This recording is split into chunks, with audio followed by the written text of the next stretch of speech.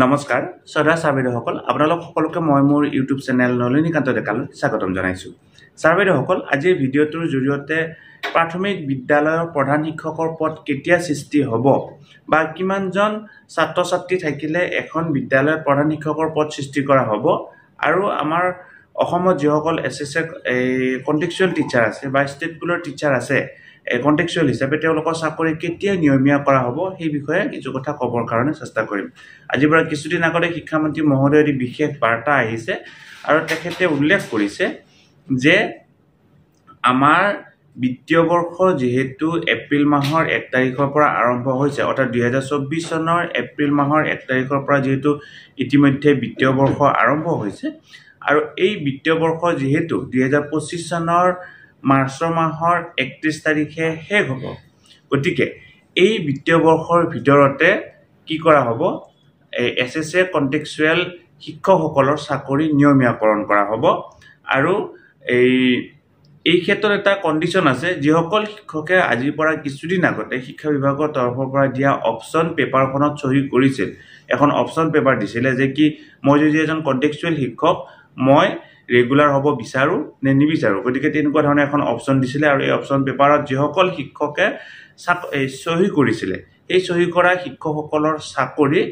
এই বিত্তীয় বৰ্ষতে ৰেগুলাৰ কৰা হ'ব। যেহেতু বৰ্তমান ইলেকশ্যন চলি আছে, ইলেকশ্যন চলি থকাৰ কাৰণে প্ৰচেছটো আৰম্ভ হোৱা নাই আৰু ইলেকশ্যনৰ ঠিক পিছতে যেহেতু জুনৰ 4 তাৰিখে ইলেকশ্যনৰ ৰিজাল্ট ঘোষণা কৰা হ'ব তাৰ ঠিক পিছে ইয়াৰ কাৰণে প্ৰয়োজনীয় যিখিনি কামখিনি আৰম্ভ হ'ব এই কথাটো উল্লেখ কৰিছে। 2 নম্বৰ কথা হ'ল প্ৰাথমিক বিদ্যালয়ৰ প্ৰধান শিক্ষক পদ সৃষ্টি। আমাৰ কোনো এখন প্ৰাথমিক বিদ্যালয়ত প্ৰধান শিক্ষকৰ পদ নাই, সকলো এক্টিং হেড টিচাৰ বা সহকাৰী শিক্ষকসকলে কি কৰে প্ৰধান শিক্ষকৰ দায়িত্বটো পালন কৰি আছে আৰু তাৰ কাৰণে তেওঁলোকে যিখিনি প্ৰয়োজনীয় কাম বা প্ৰধান শিক্ষকৰ যিখিনি কাম তাৰ কাৰণে কৰি আছে, তাৰ কাৰণে কিন্তু এক্সট্ৰা কোনো ধৰণৰ তেওঁলোকে স্কেল বা গ্ৰেড পে তেওঁলোকে পাবৰ কাৰণে সক্ষম নহয়।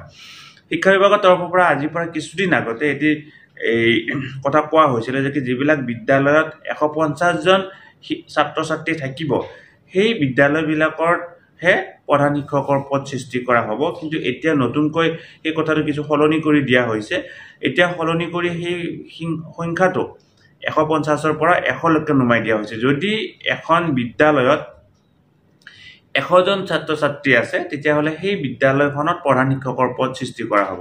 ধৰা হ'ল মোৰ বিদ্যালয়ত 101জন ছাত্ৰ ছাত্ৰী আছে, তেতিয়াহ'লে মই যদি এই বিদ্যালয়খনত এজন এক্টিং হেড টিচাৰ হিচাপে কাম কৰি আছোঁ তেতিয়াহ'লে মোৰ চাকৰিটো কি হ'ব এই প্ৰধান শিক্ষকলৈকে বা মোৰ বিদ্যালয়খনত প্ৰধান শিক্ষকৰ পদ সৃষ্টি হ'ব আৰু প্ৰধান শিক্ষকৰ পদ সৃষ্টি হোৱাৰ লগে লগে গ্ৰেড পে বা যিটো আমাৰ স্কেলৰ কথা থাকে স্কেলটো সলনি হ'ব। গতিকে এইটো অত্যন্ত গুৰুত্বপূৰ্ণ খবৰ। যিবিলাক বিদ্যালয়ত 100তকৈ বেছি ছাত্ৰ ছাত্ৰী আছে সেই বিদ্যালয়বিলাকত কি হ'ব প্ৰধান শিক্ষকৰ পদ সৃষ্টি হ'ব, কিন্তু এই ক্ষেত্ৰত বিভিন্ন মহলে দাবী উত্থাপন কৰি আছে যে কি সকলো বিদ্যালয়তে প্ৰধান শিক্ষকৰ পদ সৃষ্টি কৰিব লাগে। এই বিষয়টো পৰৱৰ্তী পৰ্যায়ত নিশ্চয় শিক্ষা বিভাগৰ লগত আলোচনা হ'ব, কিন্তু শিক্ষামন্ত্ৰী মহাশয়ে কোৱা অনুসৰি যদি বিদ্যালয়খনত 100 জন ছাত্ৰ ছাত্ৰী থাকে তেতিয়াহ'লে সেই বিদ্যালয়খনৰ প্ৰধান শিক্ষকৰ পদ সৃষ্টি কৰা হ'ব। গতিকে শ্ৰদ্ধা ছাৰবেদসকল ভিডিঅ'টোৰ জৰিয়তে 2টা খবৰ দিলোঁ।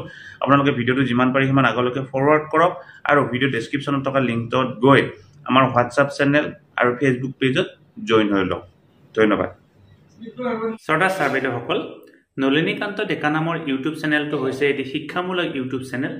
এই চেনেলটোৰ জৰিয়তে আমি শিক্ষক ছাত্ৰ ছাত্ৰী অভিভাৱক আৰু বিদ্যালয়ৰ কাৰণে উপযোগী কিছু ভিডিঅ' প্ৰস্তুত কৰিবৰ কাৰণে চেষ্টা কৰোঁ। আপুনি যদি আজি পোনপ্ৰথমবাৰৰ কাৰণে এই চেনেলটো চাইছে অনুগ্ৰহ কৰি চেনেলটো ছাবস্ক্ৰাইব কৰিব আৰু অল নটিফিকেশ্যন প্ৰেছ কৰি থ'ব।